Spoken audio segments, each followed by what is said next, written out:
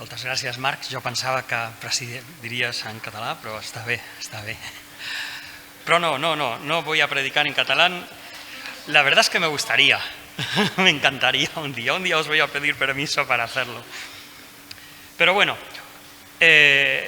agradezco muchísimo, hermanos, la oportunidad de poder compartir la palabra. Es un privilegio estar con vosotros, es un privilegio.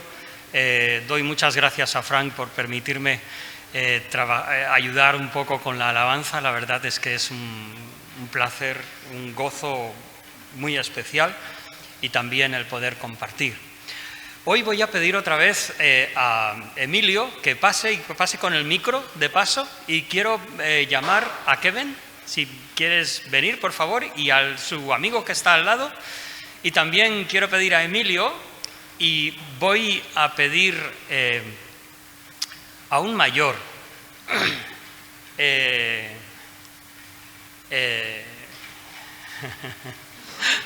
A ver, y el nombre es...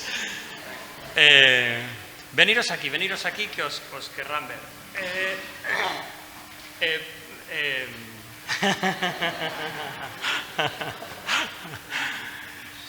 Voy a pedir a Cristian. Cristian, tú que estás aquí ahí atrás de todo, por favor, pasa aquí adelante.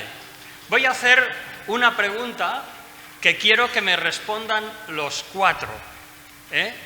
La pregunta la voy a explicar. Advierto que no es una pregunta fácil, pero yo creo que estos chicos, que veniros, porque es que os verán y así y demás, creo que estos chicos más jóvenes han estado en escuela dominical, han crecido en familias cristianas y, bueno, por supuesto, Emilio le conocemos, y Cristian, pues también lo conocemos. Por cierto, el viernes tuvimos un tiempo que él compartió el estudio y fue de mucha bendición. Os animo a que vengáis los viernes a compartir este tiempo precioso de oración. Pero bueno, esa no es mi pregunta. Mi pregunta es, algo tan sencillo y tan complicado, ¿cómo preguntar si habláramos con una persona que no es creyente y le quisiéramos explicar qué es la fe? ¿Qué es creer en Jesús? ¿Qué es la fe en Jesús? ¿Funciona? ¿Qué es la fe en Jesús? ¿Cómo te llamas? Héctor. Muy bien, pues dinos, ¿cómo explicarías la fe en Jesús a una persona que no es creyente? La certeza de lo que se espera. Muy bien, la fe es la certeza de lo que se espera. Muy bien. Héctor ha aprendido ese versículo precioso, Hebreos 11:1. ¿Nos podrías decir algo más? ¿Así está bien? Muy bien, muchas gracias, Héctor. No, el primero ha dado en el clavo. A ver qué vamos a decir los demás. Kevin, ¿qué te parece a ti? Explícanos con tus palabras qué es la fe en Jesús. Para mí la fe es que creemos en algo que puede pasar y que nosotros sabemos qué va a pasar. Muy bien, muy bien. Muchas gracias. Estos dos chicos, por favor, ¿podemos darles un aplauso?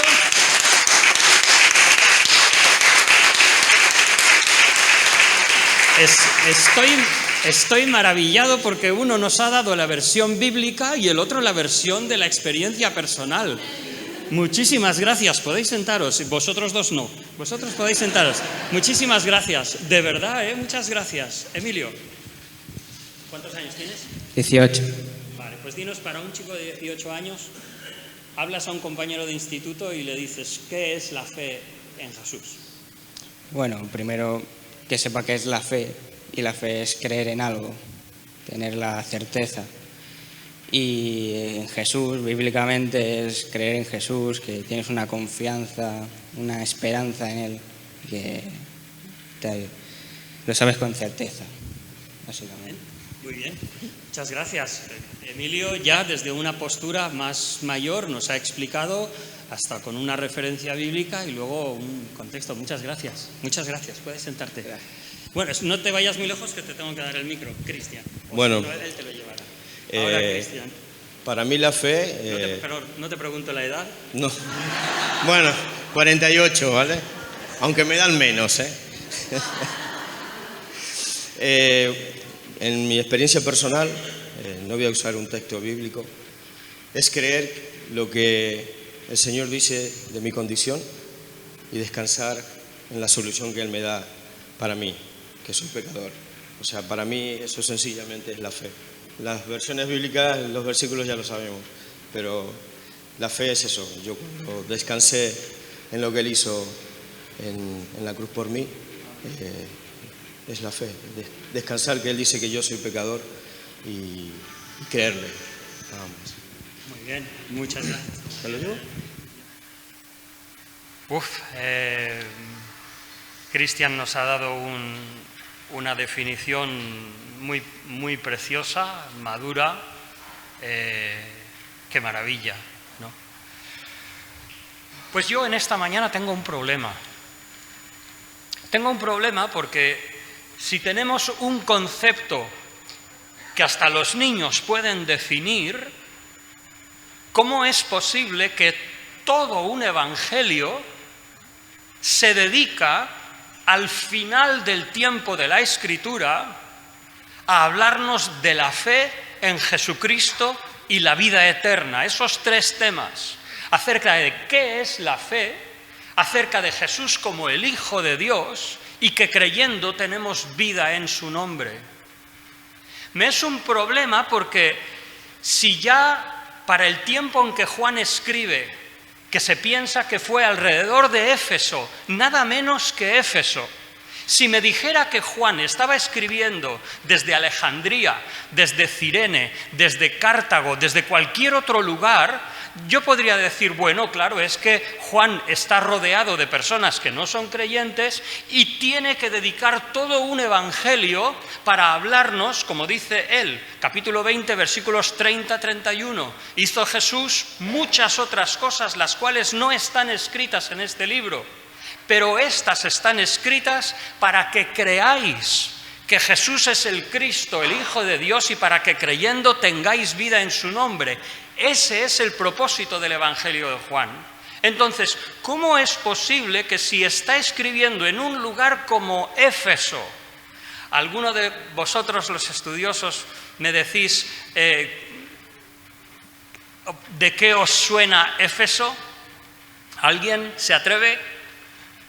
Éfeso, en el tercer viaje misionero de Pablo, aunque Pablo lo visitó en su segundo al volver a Jerusalén, pero en el tercer viaje misionero de Pablo como mínimo está 2 años y medio predicando. Aparte de Antioquía y de otros lugares, Éfeso es el lugar donde Pablo más estuvo realizando su labor apostólica. De tal manera que cuando escribe en Romanos capítulo 5, dice que toda Asia la ha llenado del Evangelio de Cristo. Y no porque él personalmente hubiera caminado por toda Asia. Pablo visitó ciertamente la zona de Galacia del Sur, hablamos de Derbe, Iconio, Listra, pero estamos hablando de iglesias como la Odisea, como Hierápolis, que surgieron a raíz de la iglesia de Éfeso. Entonces, Juan, más o menos en el año 90, pensemos que los evangelios más o menos están escritos desde el año 52 al año 57, los 3 que conocemos, Mateo, Marcos y Lucas. Juan, en el año 90, 35 años más o menos después, escribe para que creamos. Juan, ¿por qué nos quieres definir qué es la fe?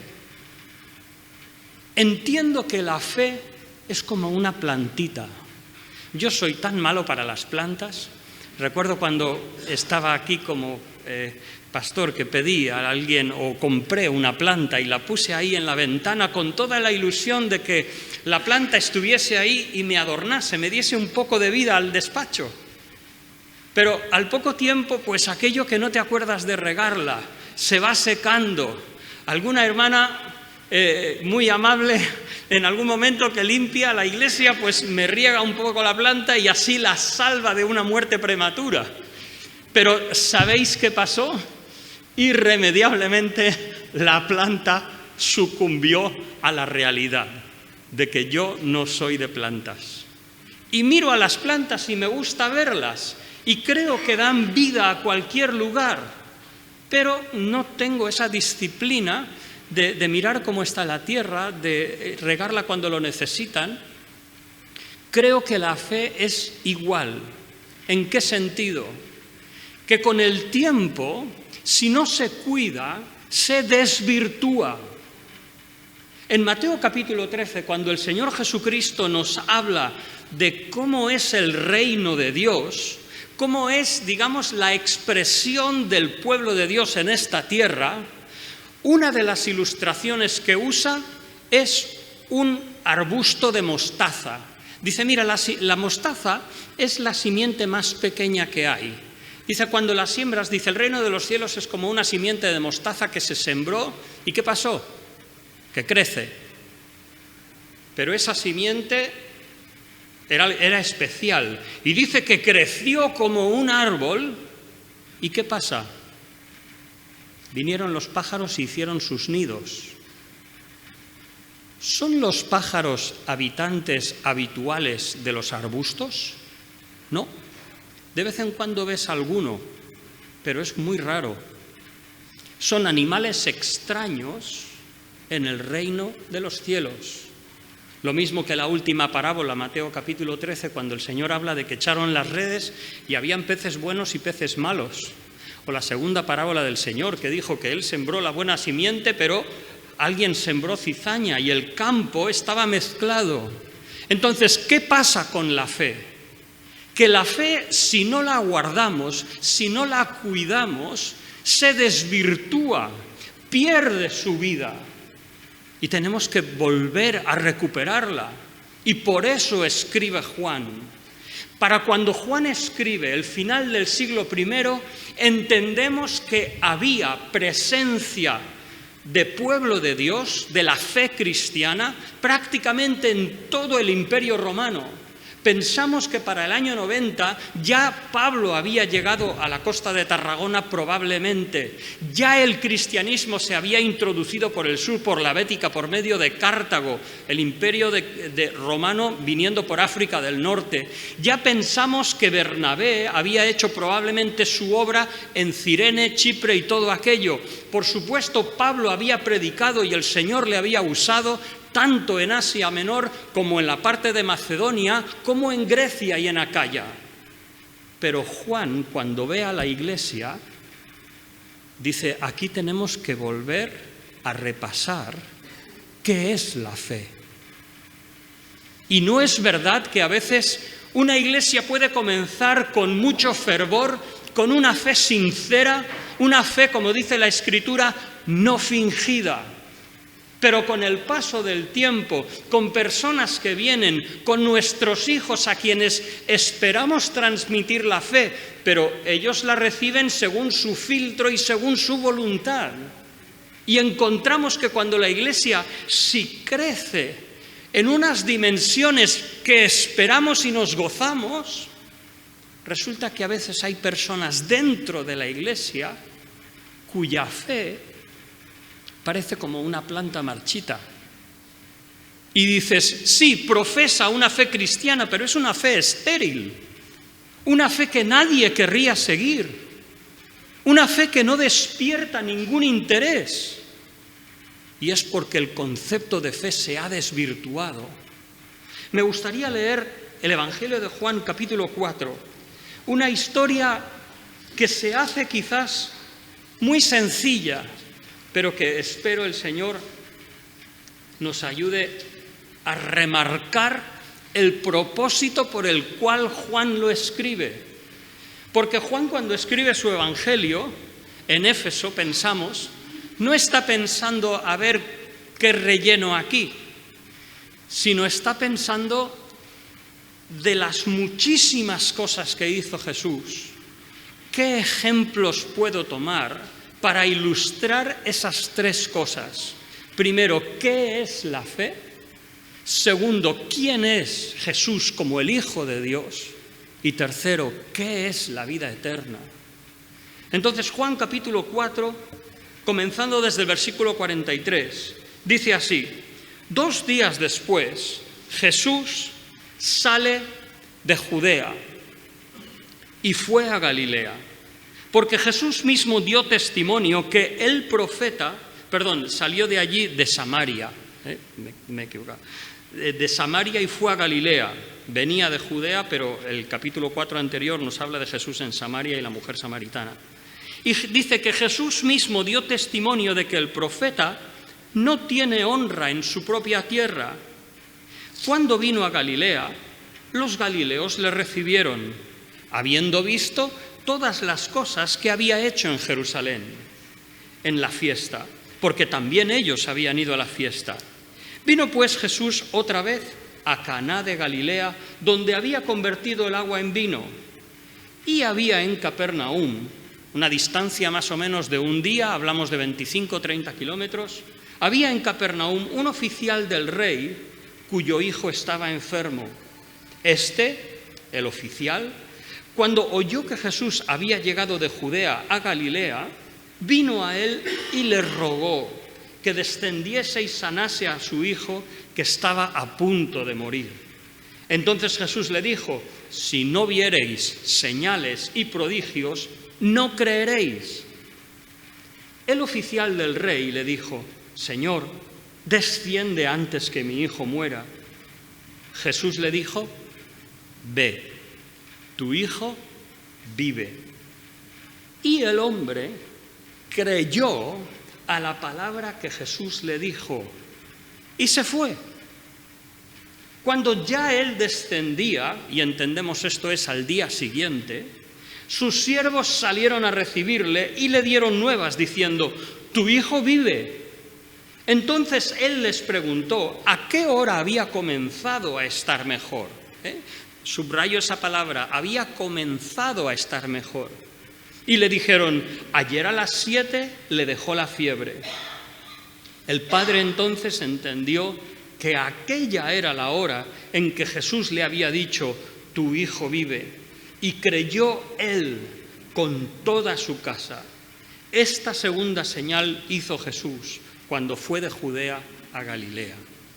La verdad es que estoy convencido, en primer lugar, que así como la Escritura nos enseña, la mejor forma de transmitir qué es la fe en el Señor es por nuestra experiencia viva en Él. Porque es muy difícil definir o articular qué es la fe. Es una experiencia que cuando la tienes apenas puedes definir. Y puedes ir a la Escritura, tratar de entenderla y entenderás diferentes aspectos, pero si intentas definirlo es muy difícil. Es mucho más certero, si me permitís decirlo, aunque todos los 4 han sido geniales, de verdad, estoy sorprendido. Pero Cristian ha dicho, bueno, la fe es por la palabra del Señor entender que soy pecador y creer en Él, arrepentirme y aceptar a Cristo como Salvador. Eso es la fe. Lo que ha hecho ha sido transmitir su experiencia, su testimonio, y si puedo decir de una forma viva.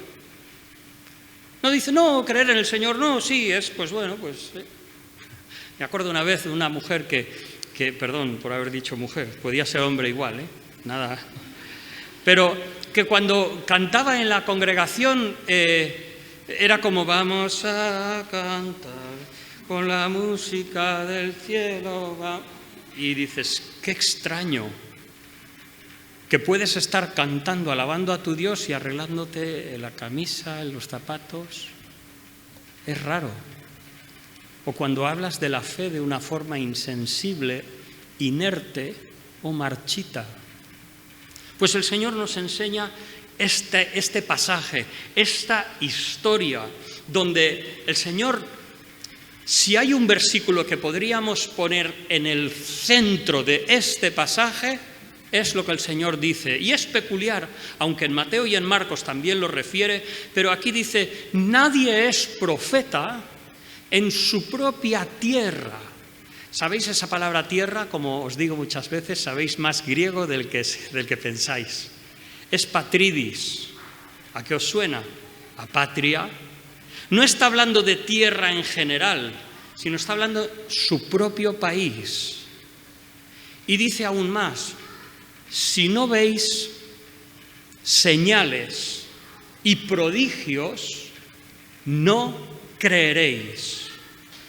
¡Qué sentencia sobre nuestra naturaleza humana! Es como en otras ocasiones cuando dice que muchos creían en él, pero Jesús no se fiaba de ellos porque sabía lo que había en el hombre. O cuando el Señor dice en el mismo Evangelio de Juan, gloria de los hombres no recibo.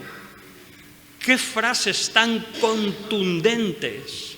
Entonces, 3 cosas me gustaría tratar de este pasaje brevemente. La primera es la condición humana.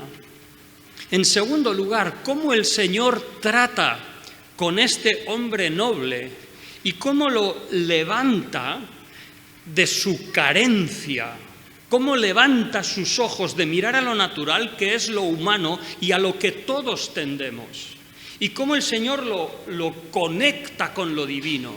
Y en tercer lugar, cómo el Señor afirma esa fe en el corazón. Y ese hombre es curioso porque fue al Señor llevado por una necesidad, recibió un milagro, pero su atención no fue al milagro, sino que encontró un Salvador. Y antes de ver que su hijo vivía, él ya tenía su paz. Ya había creído. Había tenido, como se llama en teología, un acto de fe. Como me gusta a veces decirlo, había abrazado la fe de una vez para siempre. En primer lugar, el hombre y su necesidad ante el Señor. Fijaos que aquí nos habla de un hombre noble. Realmente hay otro pasaje que es parecido a este, en Marcos y en Lucas, cuando nos habla de un centurión que se acerca al Señor. Pero pensamos que es una persona diferente, porque el centurión le dice al Señor, no soy digno de que vengas a mi casa, di la palabra y eso basta. Pero aquí este hombre noble es diferente y él tiene el concepto equivocado de que el Señor Jesús tiene que ir a su casa para que su hijo sea sano. Entonces, son 2 personas diferentes. Aquí no se nos dice si es judío o si es gentil. Y de hecho es que si tuviéramos que decidir por su carácter, diríamos que es más judío que gentil. ¿Por qué? Porque el Señor dice eso. Lo primero que le dice, a menos que no vieseis señales y prodigios, no creeréis. Entonces, tenemos un hombre noble. Esto no es una excepción. Yo lanzo la pregunta. Lucas 8:3 se nos habla de la mujer de Chuza, que sostenía al Señor con sus recursos. Y Chuza era un oficial de Herodes. ¿No sería Chuza este hombre oficial? ¿Un judío al servicio del rey? No lo sé. Pero se nos dice que es un hombre noble, que por cierto en Hechos capítulo 13 se nos dice que había un tal Manaén que se crió junto con Herodes el tetrarca. O sea, hermanos, las personas que son nobles, que son de alta alcurnia, tienen necesidades profundas y sobre todo necesitan a Cristo, están muertos en sus delitos y pecados. No nos dejemos deslumbrar por aquellos que tienen altas posiciones, porque lo que somos o lo somos en Cristo o es etéreo y perecedero. Si alguien hace fortuna, Pues mira, muy bien, que Dios le bendiga y le ayude, que Dios tenga misericordia de él, porque dice la Escritura, más difícil es entrar un camello por el ojo de una aguja que no que un rico entre en el reino de los cielos. Menuda tragedia si no es creyente y confía en sus riquezas. Entonces, no lo admiremos. Pensemos que Santiago, la primera epístola que se escribe en el Nuevo Testamento, por allá por el 48 después de Cristo, dice a la Iglesia, hermanos, no tengáis la fe en acepción de personas, que si entra entre vosotros un hombre rico con anillo y tal, le digáis ven y pasa los primeros asientos, y entra un hombre pobre y no os preocupáis de él. Como humanos tenemos esa tendencia, que somos llevados por lo que ven nuestros ojos, por lo que experimentamos como seres humanos, y la Escritura nos advierte, cuidado que esa es una debilidad. Aquí tenemos un hombre noble, uno del rey, que se acerca al Señor. No es la primera vez que Juan presenta a un gran hombre. Nos había hablado de Nicodemo en el capítulo 3, un hombre principal entre los judíos, pero que no sabía ni siquiera lo que era nacer de nuevo. Y el Señor dice, si no sabéis las cosas terrenales, ¿quién os va a confiar lo celestial? Su hijo estaba enfermo para morir. Esa es la realidad del hombre sin Cristo, no importa su rango. La realidad es que su existencia estaba limitada. Cuando la enfermedad toca, cuando la tribulación toca, entonces las personas nos hacemos conscientes de la brevedad de nuestra vida, que no somos más que polvo. Este hombre, su hijo estaba enfermo. Su limitación, la carencia de recursos, hubiera dado todo lo que tenía para sanar a su hijo, pero es que no bastaba. Hay necesidades en el corazón de las personas que no son creyentes que ni todo el oro del mundo puede proveerlas. Y en este caso, la cercanía de la muerte. Hay veces que hay personas que no experimentan la muerte del pecado en sus vidas, pero cuando toca a sus puertas, aquí está este hombre, que aunque tiene conceptos erróneos, pero ha oído de Jesús, ha oído que en Judea, en Jerusalén, ha hecho unas señales y dice, voy a salir y voy a buscarle para que venga, porque estoy en una profunda necesidad. Esa es la situación del hombre. Ahora, ¿cómo trata el Señor esa necesidad? Pues en un sentido es tremendo, porque lo primero que el Señor dice, después de que el hombre viene, de que hace su esfuerzo de venir un día, o sea, unos 30 kilómetros, un viaje que no era fácil entonces, no es como ahora, que en coche que nos tomaría 10, 15 minutos, ¿no? 15 minutos en la voluntad del Señor, 10 fuera de la voluntad del Señor a 140.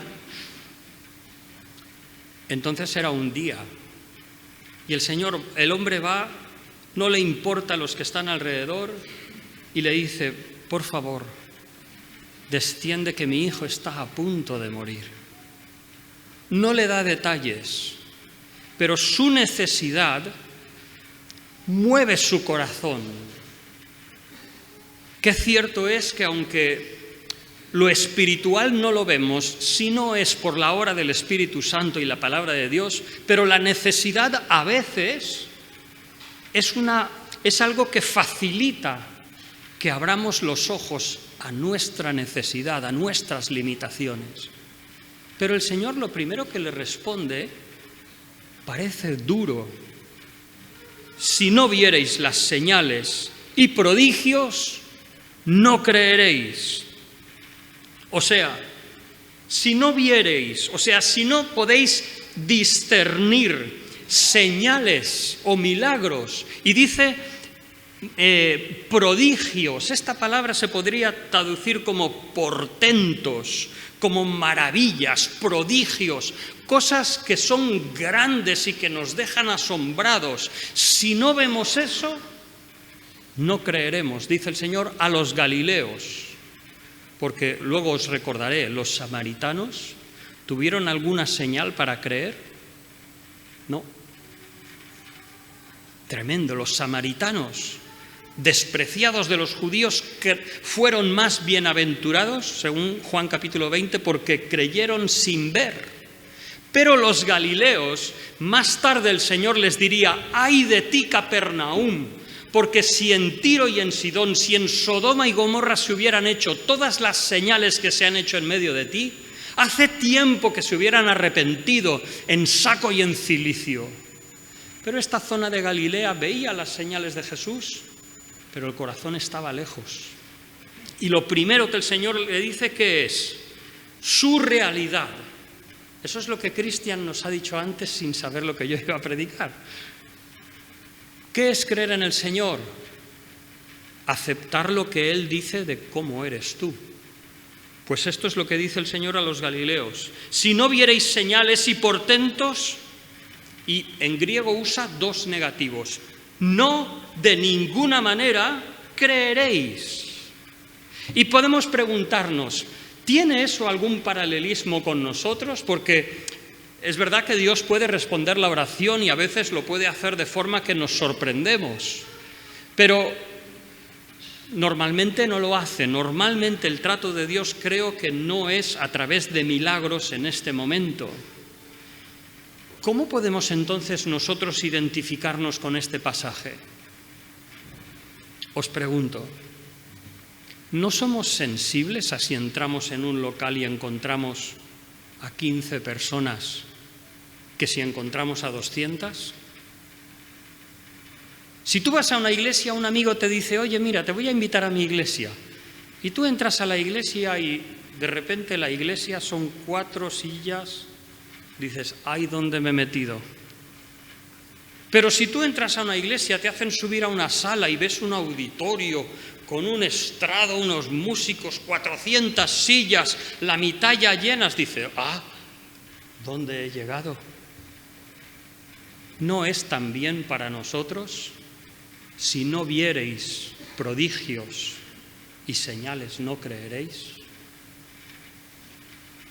El Señor, cuando le presenta la realidad, no es una expresión de que ya ha terminado con ellos, no es un juicio hacia los galileos, pero es un necesario punto de partida. Galileos, estos sois vosotros. A partir de ahí podemos edificar. Así la Escritura nos dice que todos hemos pecado y estamos destituidos de la comunión con Dios. De esa manera el Señor dice que no hay ninguno bueno, no hay quien haga lo bueno, no hay nadie justo ni aún uno. Y parece una realidad devastadora, pero es que ese es el principio sobre el cual edificar. Los judíos pedían señales y sus deseos por señales les privaban de la obra de la palabra de Dios. ¿No te parece tremendo? Si tu problema es que tú quieres ver a Dios visible, estás impidiendo, como dice Santiago, recibir con mansedumbre su palabra para que ésta haga su trabajo en tu corazón. Eso es lo que hacían los judíos. La fe que viene por milagros no tiene ninguna búsqueda de Dios. Y eso está mal. Recuerdo, como si fuera hoy, una persona que una vez le pregunto, digo: oye, ¿tú cómo viniste al Señor? Y me dice, no, yo vi un milagro y me convertí. Y digo: ¿y eso es todo? O sea, no te arrepentiste de tus pecados, no clamaste a Dios, no te viste en las puertas del infierno, no viste a Cristo amándote y llamándote a su salvación. Pues lo que te has perdido. De hecho, es que no sé si tu fe es genuina.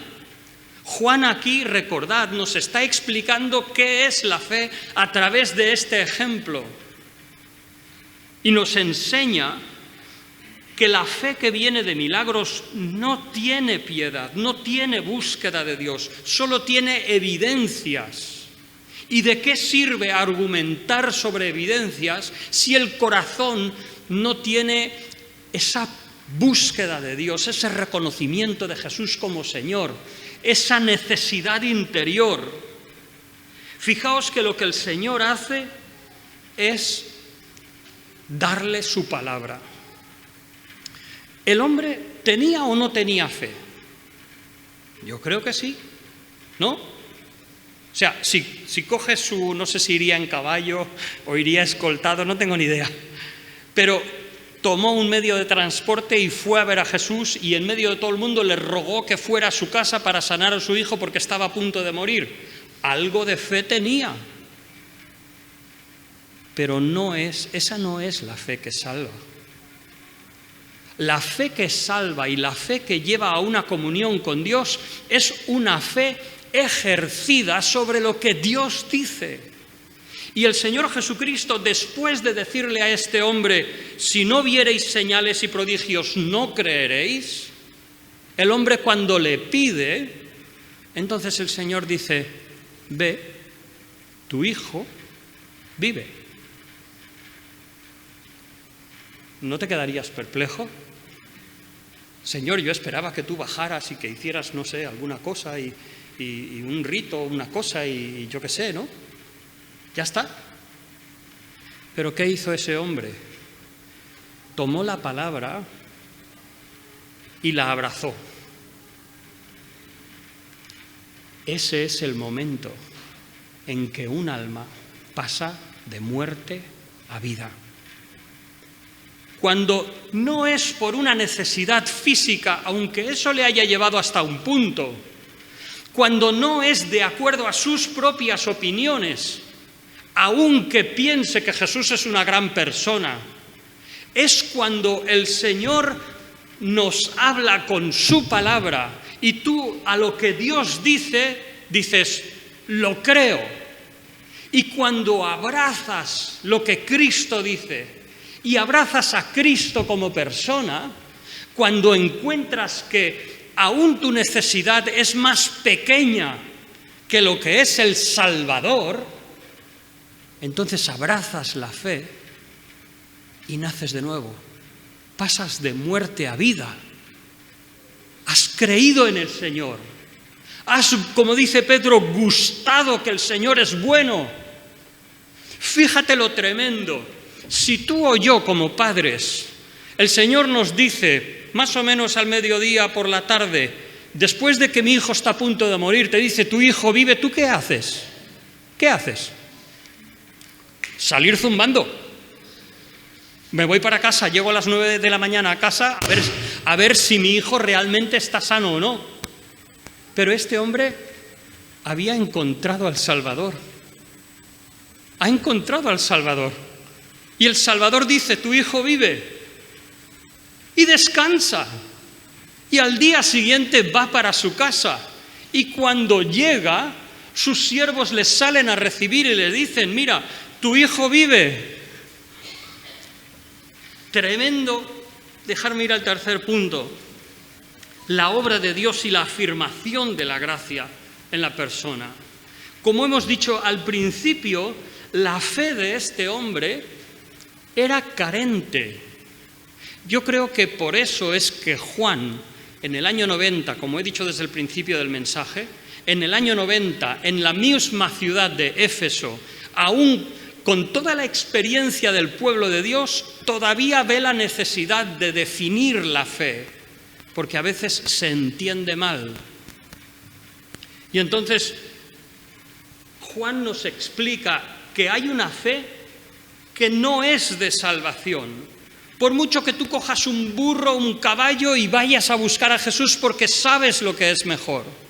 No hay padres que a veces dicen a su hijo, no, hijo, yo no voy a la iglesia, pero tú ve, ¿qué es bueno para ti? ¿Es eso fe? No. No. No. Eso no es fe. Hay una fe que dice la Escritura que está muerta. Es como una flor marchita. Cuando dice, sí, yo tengo fe, pero esa fe no se ve. Aún Juan capítulo 2, versículo 23, el Señor lo había dicho, que muchos creyeron en su nombre al ver las señales que hacía. Y dice, pero Jesús mismo no se fiaba de ellos porque los conocía a todos y no necesitaba que nadie le explicara acerca del hombre porque él sabía lo que había en el hombre. Muchos creyeron por los milagros. Fíjate qué hombre, fíjate quién es este, ¿no? Que toca a alguien y lo sana. Pero eso en realidad no es la fe que trae al alma a una relación con Dios. Los galileos también, dice, versículo 45, que le recibieron porque habían visto los milagros que Jesús hizo en Jerusalén, pero eso no significaba que creían en Él como debían hacerlo, que creían en Él de una forma que su fe les trajese a una comunión con Dios Todopoderoso. Pero bueno, a veces Dios es aún misericordioso. Y aunque hay una fe deficiente, como en este caso este hijo, o sea, este noble, aún así el Señor, ¿qué hace? Como hemos dicho, le dice dónde está, le da su palabra, y esa palabra de Cristo, cuando es pronunciada en el poder del Espíritu, obra esa preciosa maravilla en el corazón de despertarlo, como si fuera un desfibrilador en una persona que ha perdido el pulso y está inerte, pero con un desfibrilador despiertas los latidos otra vez y la persona respira otra vez, late su corazón en una manera parecida, porque nosotros estábamos muertos en nuestros delitos y pecados. Pero cuando vino la palabra de Dios, dice Pedro, que por la palabra hemos sido engendrados a una esperanza viva. Es la palabra de Cristo, es el ejercicio de tu comunión con Dios a través de lo que Él ha dejado escrito, donde se despierta esa fe que te lleva a la comunión con tu Dios. El Señor levantó los ojos al noble, los sacó del mero milagro y los puso en la persona de Cristo. El hombre se satisfizo cuando confió en la palabra de Jesús y no por ver a su hijo sano. ¿Os dais cuenta? Su fe había escalado otro nivel y su hijo en un momento es como que era secundario. Por otra parte, fijaos que cuando él vuelve a su casa, ¿dudaría? ¿Qué pensáis? ¿Dudó después de haber abrazado la fe? ¿Dudó o no? ¿No? Porque él preguntó, ¿desde qué hora comenzó a estar? Yo creo que humanamente podemos tener dudas porque somos humanos y tendemos a creer lo que vemos y a veces aún lo que vemos lo cuestionamos. Esa es nuestra naturaleza. Entonces, este hombre cuando volvió, aunque había abrazado la fe de Cristo, aunque había tenido ese precioso encuentro de comunión con su Salvador, volvió y a lo mejor se preguntaba, bueno, ¿y ahora realmente estará vivo? Y el creyente puede pasar por momentos de preguntarse, es humano, no os asustéis, no pasa nada. Pero Dios le dio la gracia de comprobar a qué hora comenzó a estar bien. Y dice, a las 7 se le fue la fiebre. Dice, esto es del Señor. ¿Podía él haber dudado? Sí. Podía haber dicho, pero se sanó completamente a las 7, pero no, para él le bastó que la fiebre le dejó, que comenzó a mejorar desde esa hora, porque él conocía a Cristo y sabía que podía sanarle en cualquier momento, pero bueno, Cristo lo hizo como él quiso. La sanación del hijo ya era secundaria, había encontrado al Salvador. Termino. Conclusión. Galilea y Capernaum muestran una fe deficiente porque se fijan en las señales. De verdad, cultivemos nuestros corazones con la palabra de Dios. Alguien dice, Señor, danos fe. Yo pienso, si el Señor pudiera hablarnos, nos diría lo que ya nos ha dicho por Pablo. La fe viene por el oír, y el oír la palabra de Dios. ¿Quieres tener más fe? Lee la palabra. Léela, estúdiala, medítala. Y en esa relación de la palabra se genera esa comunión cuando tú abrazas las palabras del Señor y tienes esa comunión con Dios. La fe en la tierra, lo ha dicho Cristian desde que hemos empezado. En un sentido he pensado, digo, pues ya no predico hoy, ya lo ha dicho él todo. Pero bueno, espero que hayáis aprendido del pasaje este. La fe en la tierra viene por discernir en nuestras circunstancias terrenales y a veces en nuestras necesidades la palabra de Dios y la provisión que están en Él. La clave para entender nuestra realidad eterna y la puerta a una conexión con lo divino, ¿dónde está? ¿En mis sentimientos? ¿En mi concepto de Dios? En su palabra. Léela. Lo que Él te diga, créelo, pero no tus imaginaciones ni las mías. Hemos de examinarnos sobre la naturaleza y el ejercicio de nuestra fe. Si pensamos en la fe como una planta, ¿cómo está tu fe esta mañana? Sabes, nosotros tenemos termino con esto, tenemos una cuestión muy curiosa en casa, porque Rosa hizo compost, ¿sabes?, de la basura orgánica, hizo un tarrito pequeño de compost y echó en la tierra, en un pequeño trocito de tierra que hay en el patio. Y de repente salió una planta y Rosa dijo, bueno, voy a dejar una por si acaso. Empezaron a salir hojas y salió un pedazo de flor como la mano. Parece que es una calabaza, no lo sé. Pero si la fe es como esa planta, no veas. De una semilla hay una flor que cuando es de noche se marchita y no se ve nada. Pero cuando sale el sol, ¡buah!, amarilla, preciosa. ¿Cómo está tu fe? ¿Cómo está tu fe? Cultivemos nuestro corazón con la palabra de Dios para abrazar lo que el Señor nos dice, ejercitar nuestra fe y que nuestra fe florezca por la comunión y la presencia de Dios en nuestras vidas. Que el Señor nos ayude.